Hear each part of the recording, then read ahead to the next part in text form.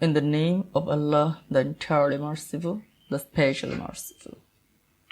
Welcome to IT Educare.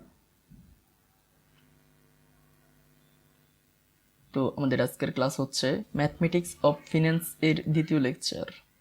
তো এখানে আমরা আজকে শিখব লামসাম অ্যামাউন্ট, অর্থাৎ এককালীন যে অ্যামাউন্টটা, এককালীন অ্যামাউন্ট থেকে বর্তমান মূল্য, ভবিষ্যৎ মূল্য, এখান থেকে নাম্বার অফ ইয়ার এবং রেট অফ ইন্টারেস্ট এগুলি বের করা, বা মাল্টিপিরিয়ড কম্পাউন্ডিং থাকলে কিভাবে কি করা লাগে, আমরা ওই অঙ্কগুলি আজকে শিখব। ডিসক্রিপশন বক্সে প্রতিটা প্রশ্ন এবং উত্তর একসাথে সব কিছু পিডিএফ লিঙ্ক ডিসক্রিপশন বক্সে লিঙ্ক আকারে দেওয়া থাকবে।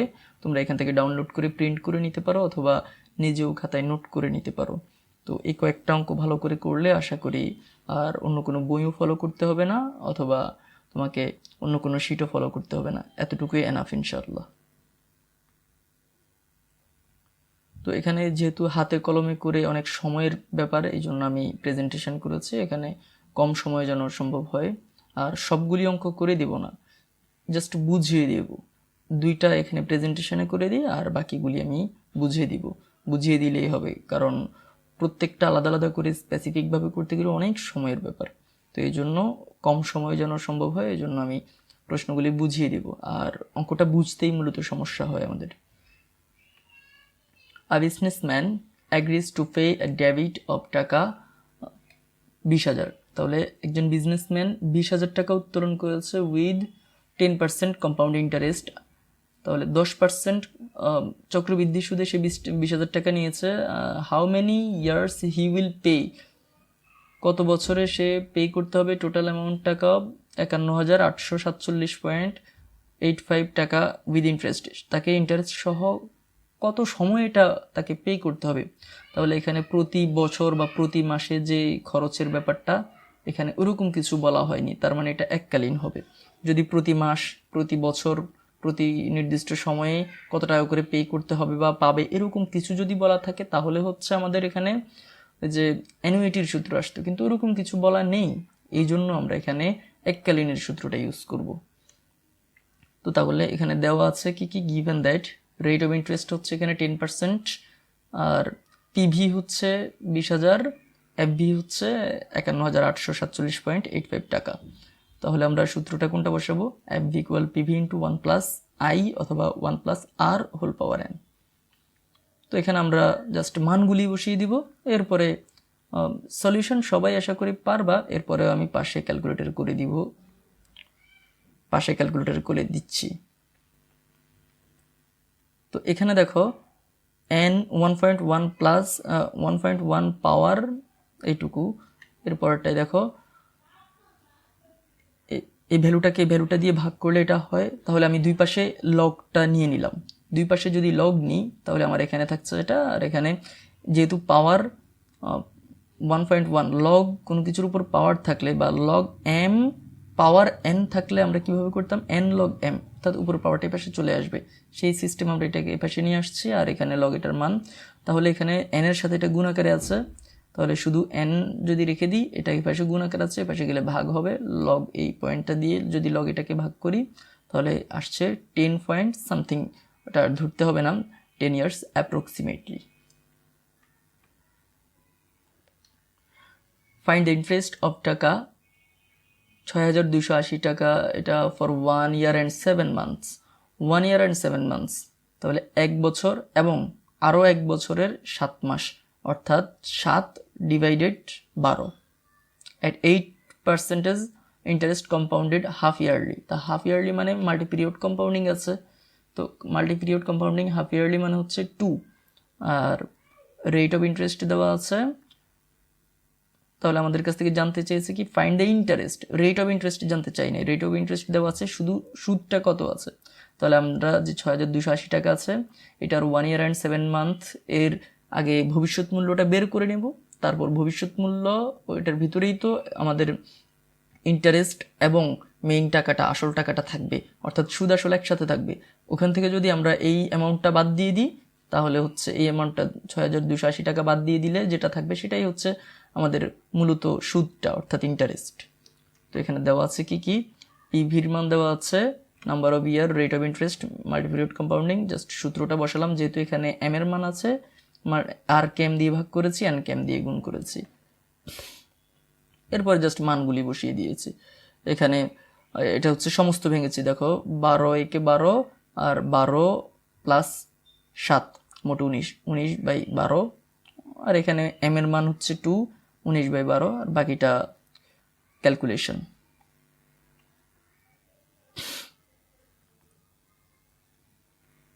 So the interest will be কি হবে, আমাদের মেইন যে টাকাটা বেরোয়েছে এটা, আর হচ্ছে আগের মূল টাকাটা, আসল টাকাটা, তাহলে সুদ আসল থেকে আসলটা বাদ দিয়ে দিলে যেটা থাকবে সেটাই interest.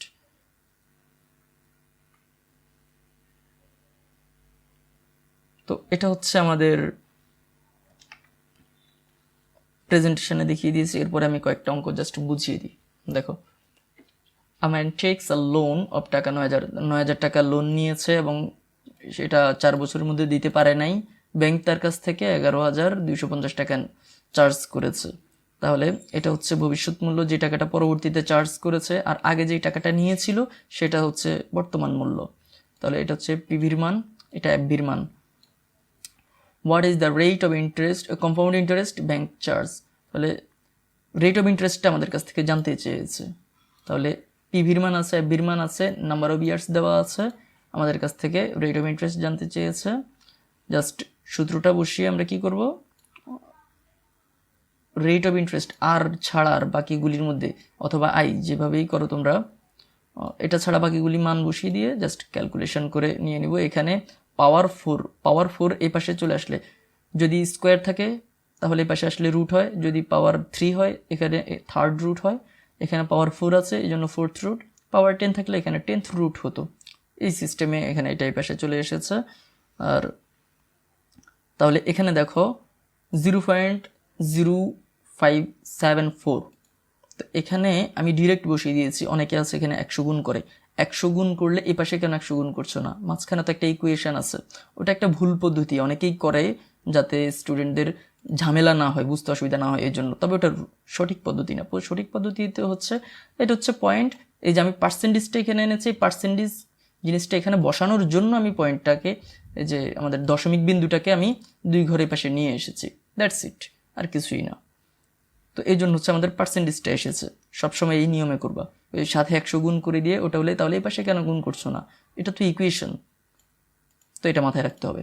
And then, in what time will a sum of money double itself, 3 itself, 4 time itself, 5% compound interest per annum, compound interest হচ্ছে 5%। তাহলে কোন টাকাটা, মানে নির্দিষ্ট একটা টাকা কত সময়ে ওই টাকাটা ডাবল হবে, প্রথম প্রশ্নটা হচ্ছে ওই টাকাটা ডাবল হবে, দ্বিতীয় প্রশ্নটা 3 ডাবল হবে, পরটা 4 ডাবল হবে।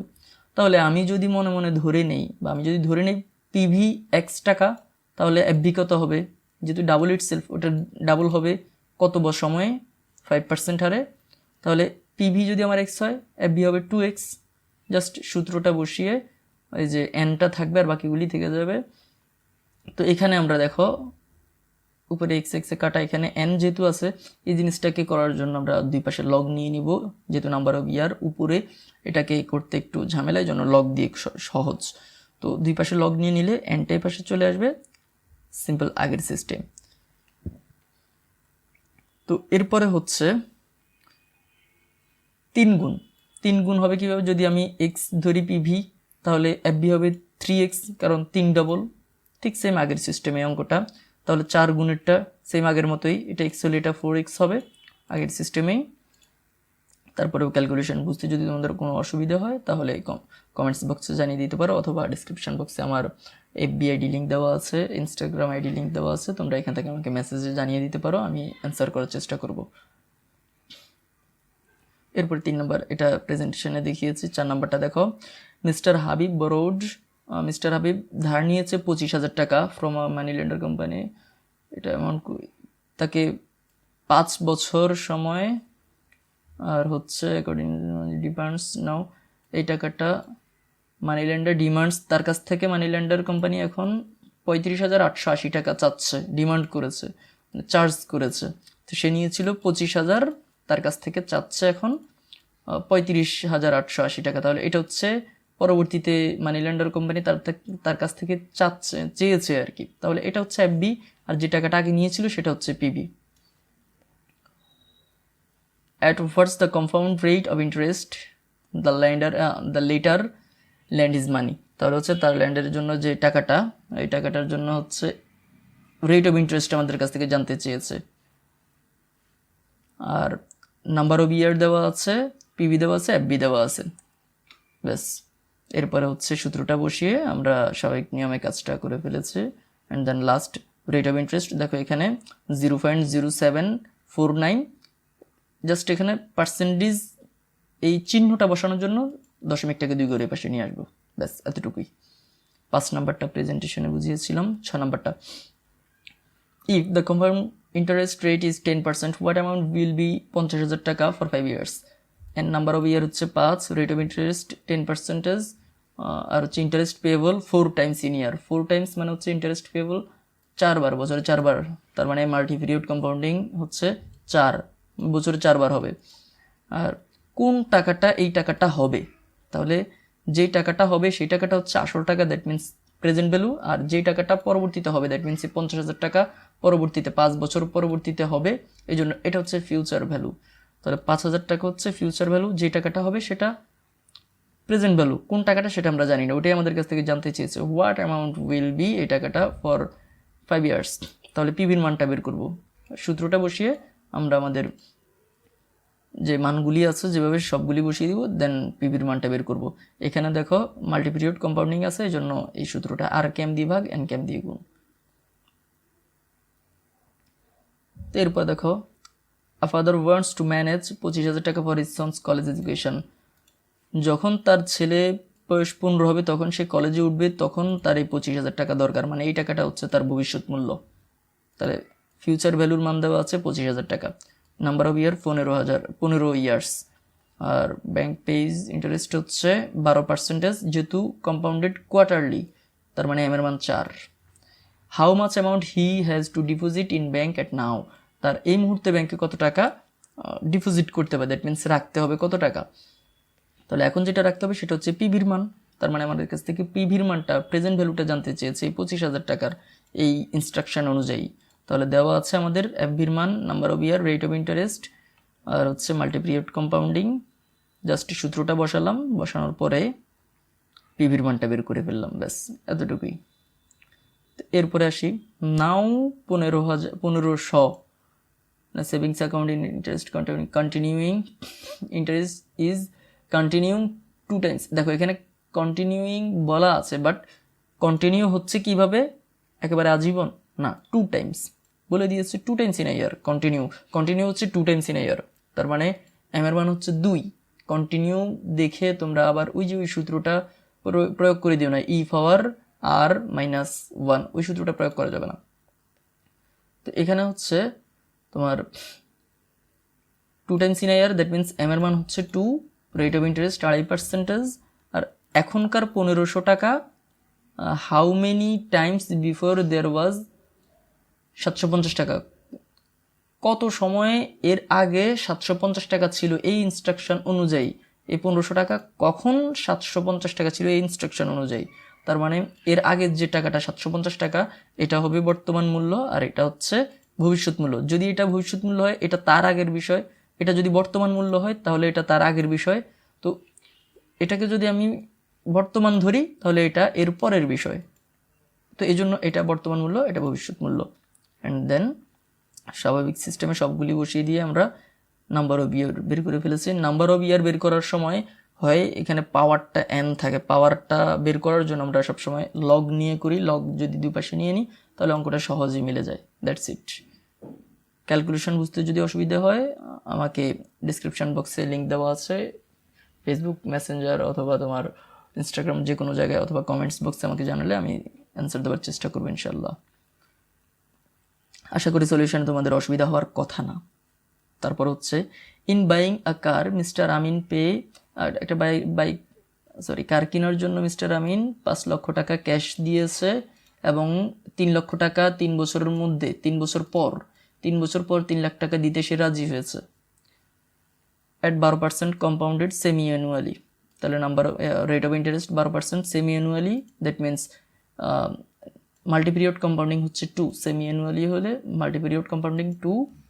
আর জানতে চেয়েছে আমাদের কাছ থেকে কারের বর্তমান মূল্যটা।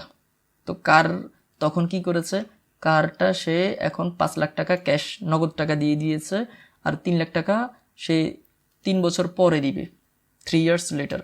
3 বছর পরে সে 3 লাখ টাকা দিবে। তাহলে 3 বছর পরের যে টাকাটা, ওই টাকাটার আজকের মূল্য কত?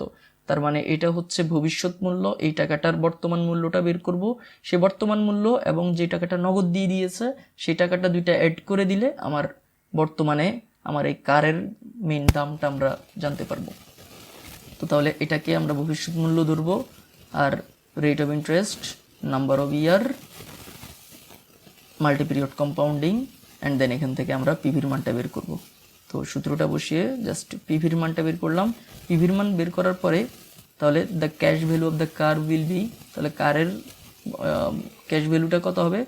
সে নগদ 5 লাখ টাকা দিয়েছে এবং এর পরবর্তীতে তার ওই 3 লাখ টাকার বর্তমান মূল্য, এই টাকাটা টোটাল তার বর্তমান কারের মূল্য হচ্ছে 7,11,488 টাকা অনলি। তো এরপরে আসি 10 নম্বরটা। If the compound interest rate is 10%, what amount will B? 30,000 টাকা। তাহলে কোন টাকাটায় 30,000 টাকা হবে 5 বছরের জন্য? কোন টাকাটা? তাহলে এই টাকাটা, যে টাকাটা পরবর্তীতে হবে সেটা হচ্ছে ভবিষ্যৎ মূল্য, আর যে টাকাটা হবে সেটা হচ্ছে বর্তমান মূল্য। কিন্তু কোন টাকাটা হবে সেটা আমাদের কাছ থেকে জানতে চেয়েছে, সেটা দেয়নি। তার মানে পিভির মানটা বের করতে হবে, present value. Rate of interest দেওয়া আছে, interest is payable 3 times in a year. তাহলে ইন্টারেস্ট পেয়েবল 3 বার বছরে প্রদান করে, তার মানে মাল্টিপিরিয়ড কম্পাউন্ডিং 3। আর বাকি সব দেওয়া আছে। তাহলে পিভির মানটা জাস্ট সূত্রটা বসিয়ে পিভির মানটা বের করে নেব, অ্যান্ড দ্যাটস ইট। তো এতটুকুই। আর এর পরবর্তী ক্লাসগুলিতেও ঠিক সেম এভাবে বুঝিয়ে দেওয়ার চেষ্টা করব, কারণ আমাদের অঙ্কগুলি সলিউশনে করতে কোনো অসুবিধা হয় না। সমস্যাটা হয় প্রশ্নটা ধরতে, প্রশ্নটা বুঝতে সমস্যা হয়, কোন সূত্রটা প্রয়োগ করতে হবে সেটা বুঝতে অসুবিধা হয়। তো এখানে আমরা সবগুলি পিভিএফবির যে সূত্রগুলি, এই সূত্রগুলি কেন ইউজ করেছি? কারণ হচ্ছে এখানে আমাদের কাছ থেকে প্রতি মাস বা প্রতি বছর বা প্রতি নির্দিষ্ট সময়ে, শেষে, শুরুতে এরকম কিছু বলা নাই যে এই টাকাটা পে করতে হবে প্রতি মাসে, এই টাকাটা পে করতে হবে প্রতি বছরে, এরকম কিছু বলা নেই। এই জন্য আমরা এখানে ইনস্টলমেন্টের বা অ্যানুইটির যে সূত্রগুলি আছে এই সূত্রগুলি প্রয়োগ করিনি, নর্মাল সূত্রগুলি প্রয়োগ করেছি। আর ডেসক্রিপশন বক্সে এই সলিউশনটার পিডিএফ দেওয়া থাকবে, আর হচ্ছে তোমার প্রশ্ন, শুধুমাত্র প্রশ্নপত্রের পিডিএফ দেওয়া থাকবে, আর সম্পূর্ণ শীটের একটা প্রশ্নপত্রের পিডিএফ লিঙ্ক দেওয়া থাকবে। তোমরা এগুলো প্রিন্ট করে নিতে পারো। প্রিন্ট করে নেওয়াটা বেটার হবে, ডাউনলোড করে প্রিন্ট করে নিবা অথবা নোট করে রাখতে পারো। তো আজকের জন্য এতটুকুই, পরবর্তী ক্লাসে দেখা হবে। ভালো থেকো, আল্লাহ হাফেজ।